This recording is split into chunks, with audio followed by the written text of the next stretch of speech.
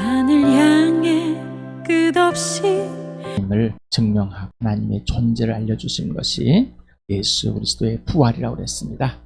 하나님의 아들이 누구인가? 바로 죽은 사람들 가운데서 살아나신 분, 새 피조물로서 완전한 새 창조의 질서가 시작되는 그 부활의 몸을 모든 사람에게 보이시고 믿을 만한 증거로 내오시고 하나님의 살아계심과 하나님의 존재하심과 하나님의 아들됨을 바로 보여주신 바로 부활, 성령께서 죽은 사람들 가운데 살려내셔서 부활의 능력으로 하나님의 아들됨을 증명한 그 놀라운 은혜를 이 시간에 누리길 바랍니다. 그래서 예수님이 왜 부활해야 됐을까? 그렇다면 왜 죽어야 됐을까? 나 때문에 나 같은 죄인, 그럼 내 죄가 무엇일까? 라는 출발, 믿음의 출발은 예수 그리스도, 믿음의 기준은 예수 그리스도. 그래서 예수를 믿음을 믿기에 출발하는 것은 시작돼야 되는 죄다.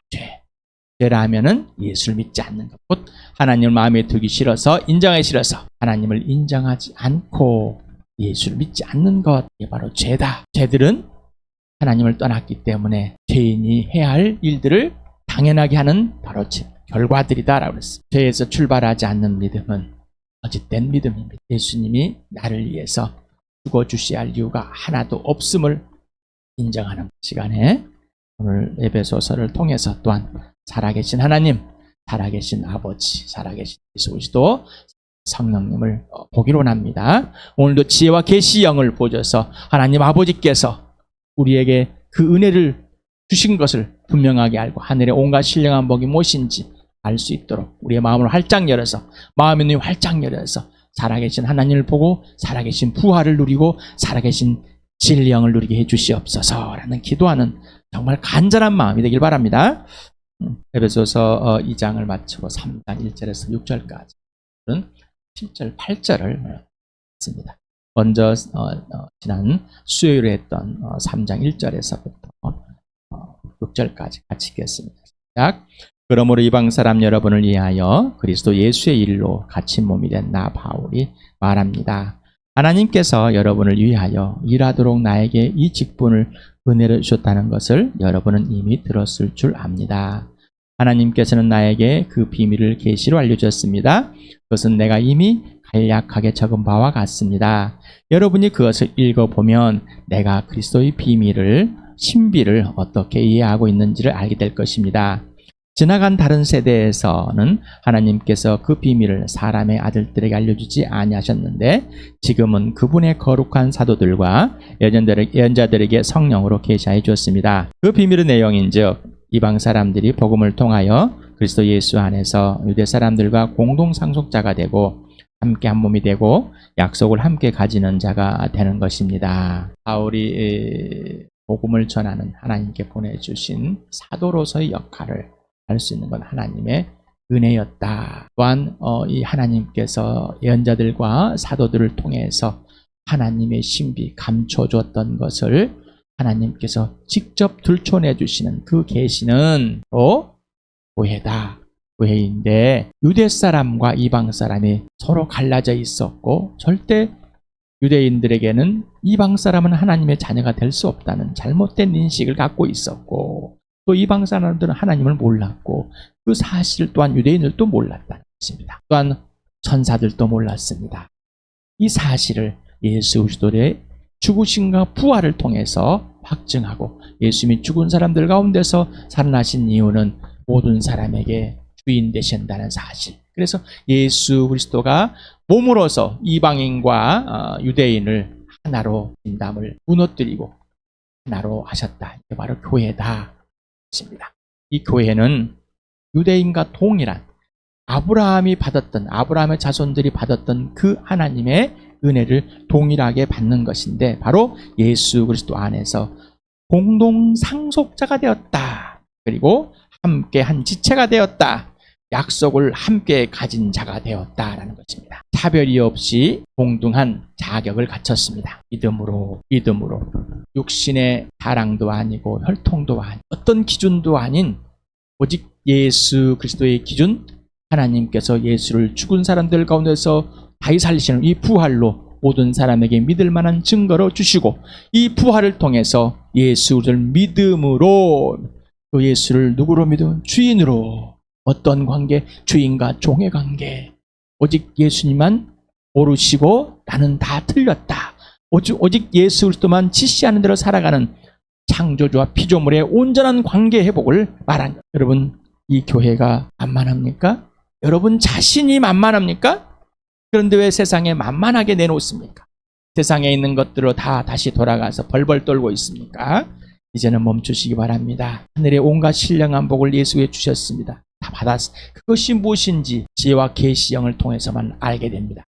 지혜와 계시형인 성령은 우리를 예수를 믿게 해주고 거듭나게 해서 우리의 구원의 보증이 되주시고 인침이 돼서 우리를 인도하시는, 죽을 때까지 구원을 이루어 가시는 놀라운 일을 행하시는 분이십니다. 자, 그러니 오늘도 지혜와 계시형인 성령을 통해서 공동 상속자가 무엇이고 함께 한 몸이 된 약속을 가진 자가 무엇인지, 그리고 왜 그러는지, 또 누가 그렇게 되었을지 분명히 알아가보는 시간 또 되겠습니다. 7절 8절 같이 읽겠습니다. 시작. 나는 이 복음을 섬기는 일꾼이 되었습니다. 내가 이렇게 된 것은 하나님께서 그분의 능력이 작용하는 대로 나에게 주신 그분의 은혜의 선물을 따른 것입니다. 하나님께서 모든 성도 가운데서 지극히 작은 자보다 더 작은 나에게 이 은혜를 주셔서 그리스도의 헤아릴 수 없는 부요함을 이방 사람들에게 전하게 하시고, 오늘은 너무 짧게 2절만 해서 빨리 끝나겠다. 그럴 수 없습니다. 2절만 해서 빨리 끝난 게 아닙니다. 벌써 시작의 서론에서 굉장히 많은 시간을 보냈습니다. 나는 본문에는 어떤 것, 나는 이것을 섬기는 일꾼이 되었습니다. 내가 이렇게 된 것은 그분의 능력이 작용하는 대로 나에게 주신 하나님의 은혜의 선물을 따른 것입니다. 배우면 일꾼이라는 게 동사 디아코에서 추적하다, 정주에서 바싹 비쫓다라는 의미에서 유래된 단어로 영어에서 디아콘, 일꾼이라는, 그래서 여기는 종, 하인, 집사, 봉자사, 봉사자, 사역자, 미니스트리를 미니스터라는 사역자로 또 여기서 해석하기도 합니다. 일꾼과 종이라는 좀 차이가 있습니다. 둘로스라는 건 잘 아시죠? 우리 주 예수 그리스도의 종 바울이 스스로가 종이라는 것을, 그런 예수 그리스도를 주인으로 믿는 건 바로 내가 예수님의 종이다라는 겁니다. 그래서 모든 사람은 주의 종입니다. 모든 사람은 다 주의 종, 예수님의 종입니다. 자, 그런데 일꾼은 주인과의 일과 연관된 단어, 일관된 표현에서 사용되어집니다. 그래서 교회에서 어떤 역할을 할 것인가 많은 집중을 두고 있습니다. 또 종이라는 것은 둘로스는 이 주인과의 관계적인 면에서 된 단어입니다. 그래서 예수가 주인이고 나는 종이다라는 것이죠. 먼저 종이 된 사람이 일꾼이 되는 거겠죠. 종이 돼야지만 일꾼이 될 수 있습니다. 종이 되지 않으면 일꾼이 될 수 없습니다. 그것은 하나님과 아무런 관계 없는 그냥 단순히 노동 제공하는 사람하고 똑같습니다. 교회에서 예수를 믿는 사람은 예수의 종입니다. 교회가 되었습니다. 하나님 나라의 자녀가 되었고 하늘의 시민이 되었고 가족이 되었습니다. 자, 이 사람만이 일꾼이다. 왜? 하나님의 자녀는 일꾼이다. 하나님의 자녀는 제자이다. 능력이라는 단어, 디나미스, 알고 영어에서 힘이나 권력, 권세, 장점, 기적 사용되어진 단어. 작용이다. 개혁성경은 역사하다는 말을 씁니다. 일을 노동자들이 어떤 건축을 할 때, 일을 할 때 힘을 다해서 하는 걸 역사하다라고 그렇게 몇 주 전에 여러분에게 같이 단어 연습을 했습니다. 그래서 근데 지금은 역사하다란 말을 교회당에서는 사용하지 일반 사회에서는, 문화에서는 사용되지 않는 단어 같습니다. 신약성 세번역에는 작용하다, 그래서 에너지라는 영어로서 에너지입니다. 역사하다, 활동하다, 움직이다, 노동하다 를 갖고 있습니다. 여기서 은혜의 선물이다, 은혜입니다라는 것만 해도 되는데 왜 선물이라는 단어를 또 썼을까? 구체적인 것을, 실제적인 것을 표현하고 싶어서. 뭐라고요? 구체적이고 실제적인 것을 표현합니다. 그래서 이게 선물입니다라는 눈에 보여지는 실제 삶 속에서 이루어진, 만져질 수 있고 볼 수 있는 이 구체적인 것을 표현한 겁니다. 자진해서 누군가에게 아무 조건 없이 값없이 준 것을 뜻하고 있습니다. 보레아라 헬라가 바울이 복음을 섬기는 일꾼이 된 이유가 있습니다. 바울이 복음을 섬길 수밖에 없는 일꾼이 된 이유는 헬라서도 아니고 하나님의 능력이 바울에게 주신 하나님의 은혜의 선물을 그냥 따른 것입니다. 저도 이렇게 목사가 된 것은 담임 목회를 또 할 수 있는 것은 내가 어떤 능력이 되는 거야 그냥 그대로 작용하는 것이고 또 하나님께서 나에게 그냥 주신 하나님의 은혜의 선물일 뿐입니다. 내가 어떤 자랑을 나는 이 정도 되니까 목사가 될 수 있는 자격이 있어. 바울도 마찬가지. 여러분 어떻습니까? 여러분 어떻습니까? 사역자, 목사, 전도사, 장로 이 정도 수준까지 잘하면 집사. 내가 말하는 이 집사는 뭐 서리 집사, 집사 대우 참 말 안 되는 것들 그런 게 아니라 정말 그 교회의 필요에 의해서 하나님께 일꾼을 세우는 이분들만 사역자인가 교사만? 교사만 사역자. 모든 신자는 전 신자는 사역자입니다. 복음을 전하고 모든 신자는 다 복음을 전하고 제자들 양육할 수 있는 특권을 가진 자들이기 때문에 사역자. 모든 신자는 복음을 섬기는 일꾼입니다. 교회에 또 우주적인 유니버설 처치에 필요한 일꾼들, 역할들이 있습니다. 그래서 교회에 목사가 있는 거고 장로가 있는 거고 또 집사가 있는 거고 또 교사가 있는 겁니다. 목사는 성직자가 아닙니다. 사도는 성직자가 아닙니다. 직자라는 것은 교회, 종교라는 곳에 거룩한 직업을 가진 자를 성직자는 거죠. 목사는 성직자가 아닙니다. 사도도 성직자가 아닙니다. 예언자도 성직자가 아닙니다. 까가지 마시 바랍니다. 그거는 종교를 만들어내고자 하는 기독교란 종교를 만들어내는 사람들의 다 붙인 것입니다. 다 붙인 것입니다. 왜? 하나님의 필요에 의해서 세워진 일꾼들입니다. 교회의 조직은 계급이 또한 아닙니다. 역할이며 영적인 질서, 영적인 아비에게 영적인 자녀가 관계 질서를 지키는 것은 하나님과의 관계 질서가 이미 회복되고 당연한 것이겠죠. 또한 어른인 나이가 많거나 어리거나 잘 섬겨주는, 대접을 해주는 것이 당연한 것이겠죠. 가장 먼저 예수를 보여주는 사람, 섬기는 사람, 목사, 장로, 감독, 집사가 목자가 되고 리더가 됐다고 생각합니다. 가장 먼저 예수 그리스도를 죽어주는 사람입니다. 가장 먼저 죽는 사람입니다. 가장 먼저 목숨을 버려서 죽어주는 사람이 목사입니다. 다른 사람으로 대접을 받고 사례비를 받고 영웅이 되는 사람이 아니에요. 하고 그 프로들을 채원을 받는 건 해낼 수도 있어요. 그러나 계급이 아닙니다. 가장 먼저 뭐요? 죽어주는 사람, 섬기는 사람. 나는 목숨을 버리러 왔다. 나는 섬기러 왔다. 누가? 예수 그리스도. 너희들 중에 가장 높은 자는 섬기는 자이다. 예수님이 너희들보다 높다는 이유는 너희가 스승이란 이유는 섬기고 너희의 목숨을 살리려 대신 목숨을 버리기 때문에. 여러분 어떻습니까? 여러분 어떻습니까? 가장 먼저 복음을 듣고 예수를 믿었습니까? 그렇으면은 먼저 죽는 사람 앞에 서길 바랍니다. 그리고 질서를 지키시고 여러분도 따라서 죽으시길 바랍니다. 누구를? 예수를 따라서. 8절에 하나님께서 모든 성도 가운데서 지극히 작은 자보다 더 작은 나에게 이 은혜를 주셔서 그리스도의 헤아릴 수 없는 부요함을 이방 사람들에게 전하게 하시고, 헤아릴 수 없다, 측량할 수 없다, 어떤 기준이나 근원을 찾지 못한 크니아리스토스라는 헬라어의 작은 자 중에 가장 작은 자가 뭘까? 왜 바울은 이렇게 표현했을까? 마태복음 11장 11절에 예수님이 침례 요한에 대해서 말을 합니다. 같이 읽어볼까요? 시작. 내가 진정으로 너에게 말한다. 여자가 낳은 사람 가운데서 침례자 요한보다 더 큰 인물은 없었다. 그런데 하늘나라에서는 아무리 작은 이라도 요한보다 더 크다. 마지막의 예언자 구약을 예수님이 보다 먼저 6개월 정도 먼저 태어나신 분. 그래서 마지막 예언자, 세상에서 사람으로 세워진 예언자들 중에 마지막 예언자라는 것입니다. 그러면서 정말 이 침례 요한은 엘리야의 심정을 가진 엘리야다라는 것을 알려주는 그런 놀라운 말라기의 예언을 그대로 이루어진. 그러면서 이 침례 요한을 볼 때 사람들은 얼마나 놀랍게 볼 수.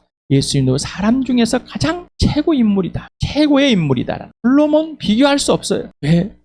직접 예수 그리스도의 길을 예비하고시고 예수님을 직접 길을 열어주신 분이 침례 요한. 그렇기 때문에 이 땅에서 가장 큰 자예요. 그런데 하나에서는 아무리 작은 이라도 요한보다 크다.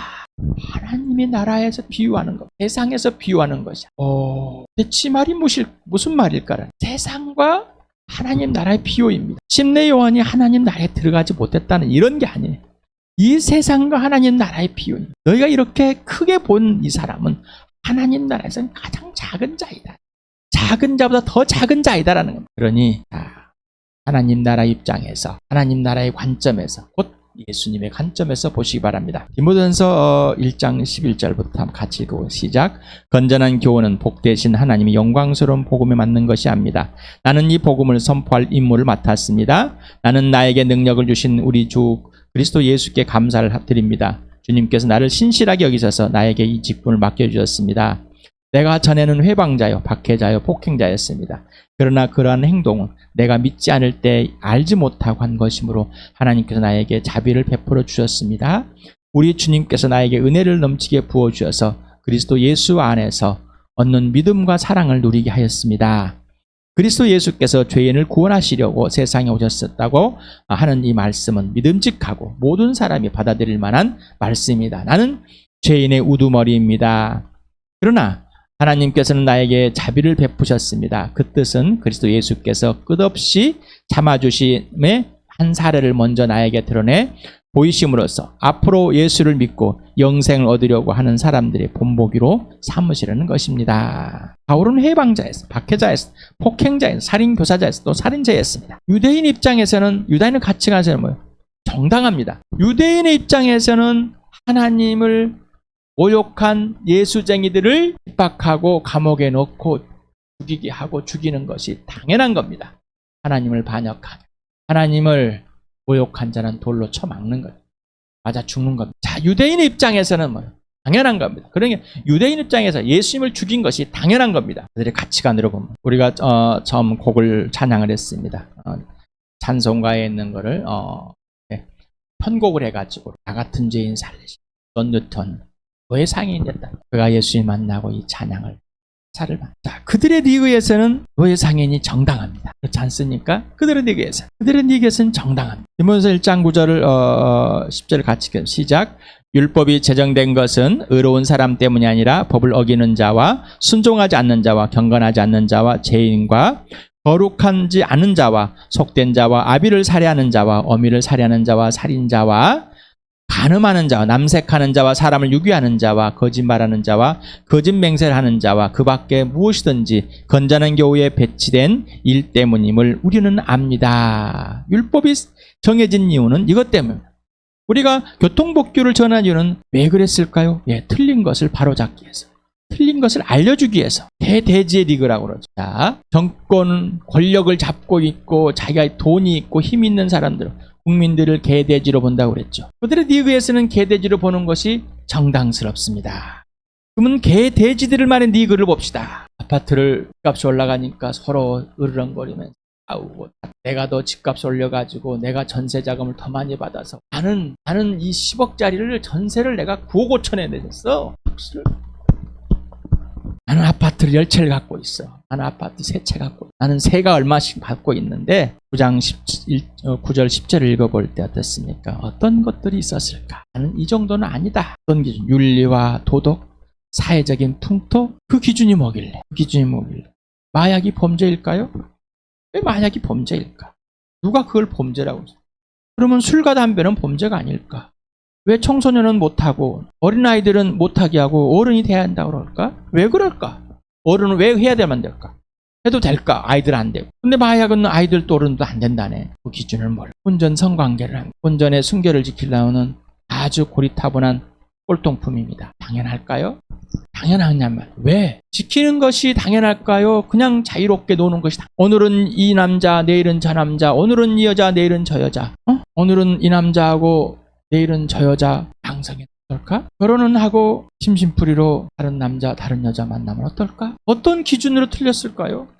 근데 철학을 따라서 기준이 되었다가 안 기준이 됩니다. 점점점 그렇습니다. 학교에서 선생님들과 제자, 동료들, 친구들, 부부관계, 부모와 자녀, 형제와 자매관계 생각을 해봅시다.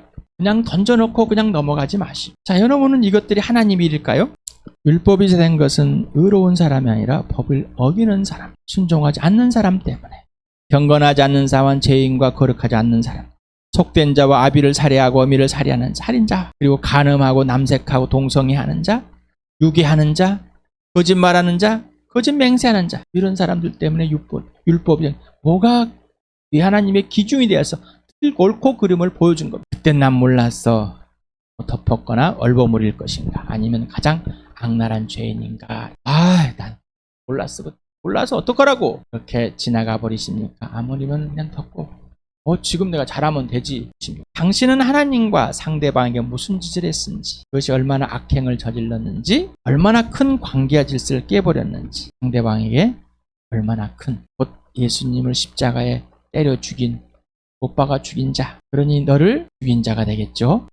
바울과 같이 가장 작은 자들 중에 가장 작은 자, 죄인들 중에 가장 악한 죄인, 피해를 준 자들 중에 가장 피해를 준 나. 여러분 어떻습니까? 여러분 성도들 중에서 가장 작은 자들 중에서 작은 자 중에서 가장 작은 자 바로 당신 맞습니까? 죄인들 중에서 가장 악랄한 죄인이 바로 당신 맞습니까? 내가 상대방에게 피해를 준 자 중에서 가장 큰 피해를 준 자 맞습니까? 아니면 그럴 수밖에 없어라며 합리화하고 있으니 책임을 회피하고 그 얼마나 큰 잘못을 했는지를 덮고 지나가십니다. 바울은 하나님께서 어떤 역할을 주었기 때문에 죄인 중에 가장 큰 죄인, 성도 중에 가장 작은 자들 중에 가장 작은 자라고 인정하고 고백한 것이 아닙니다. 어떤 역할을 줬기 때문에, 사도의 역할을 줬기 때문에 그런 고백이 아니라 그것은 하나님의 구원에 관한 질문이며 답이었습니다. 하나님의 구원에 관한. 근데 우리는 나같이 이런 자를 목사로 세워주고, 나같이 이런 자를 장로로, 나같이 이런 자를, 도대체 당신 같은 사람이 어떤 사람입니까? 질문해 볼게요. 당신은 바울과 같이 죄인들 중에서 가장 큰 죄인임을 사실과 실제를 인정하십니까? 사실, 그리고 그게 실제, 그리고 내 개인적으로 당신의 개인적 실제로 경험적인 인정과 고백, 그리고 그 삶을 사십니까? 아니면 그래야 한다고 그래서 그냥 내 마음은 없고 그냥 그렇다 그러니까 그냥 읽어주는 거다. 아니면 다른 사람에 보여주고 싶어서 그럽니까? 나는 당신의 신발끈도 풀을 수 없는, 만질 수 없는, 자격 없는 자다라는 것이 진짜입니까? 당신은 당신의 죄와 죄들과 허물의 크기를 아십니까? 그리고 인정하고 고백하며 예수 그리스도의 죽으심의 은혜를 그대로 입은 자입니까? 그리고 당신은 그 예수를 살인한 사람이 바로 당신 자신임이 진짜 실제인, 이 질문에 꼭 답을 하셔야 됩니다. 꼭 답을 하셔야 됩니다. 이거는 몇 점짜리가 아닙니다. 이거는 100점입니다. 100점. 당신은 에베소 1장 7절에 우리는 이 아들 안에서 하나님의 풍성한 은혜를 따라 그의 피로 구속 곧 죄 용서를 받게 되었습니다의 이 은혜와 크기를 전인격으로 알고 있습니까? 하시고 그렇게 되었습니까? 예수님의 용서가 어떤 용서인지, 내가 어떤 죄와 죄들을 용서받았는지, 그를 용서받았는지 아시고 계십니까? 이 머리로만 진짜로 전인격으로 당신은 피해자입니까? 아니면 가해자입니까? 또 아니면 수혜자입니까? 로마서 1장 28절에 30일 같이 읽겠습니다. 시작. 사람들이 하나님을 인정하기를 싫어하므로 하나님께서는 사람들을 타락한 마음자리에 내버려 주셔서 해서는 안 될 일을 하도록 놓아두셨습니다. 사람들은 온갖 불의와 악행과 탐욕과 악의로 가득 차 있으며 시기와 살이와 분쟁과 사기와 저기로 가득 차 있으며 수군거리는 자요, 중상하는 자요, 하나님을 미워하는 자요, 불선한 자요, 오만한 자요, 자랑하는 자요, 악을 꾸미는 모략꾼요, 부모를 거역하는 자요, 우매한 자요, 신의가 없는 자요, 무정한 자요, 무자비한 자입니다. 그들은 이와 같은 일을 하는 자들은 죽어야 마땅하다는 하나님의 공정한 법도를 알면서도 자기들만 이런 일을 하는 것이 아니라 이런 일을 저지른 사람을 두둔하기까지 합니다. 당신은 이걸 읽어보면서 지금 읽는 가운데, 이 말씀을 읽는 가운데 당신은 피해자입니까? 가해자입니까? 당신은 피해자입니까? 나는 피해자도 되고 가해자도 됩니까? 기준과 출발은 오직 예수입니다.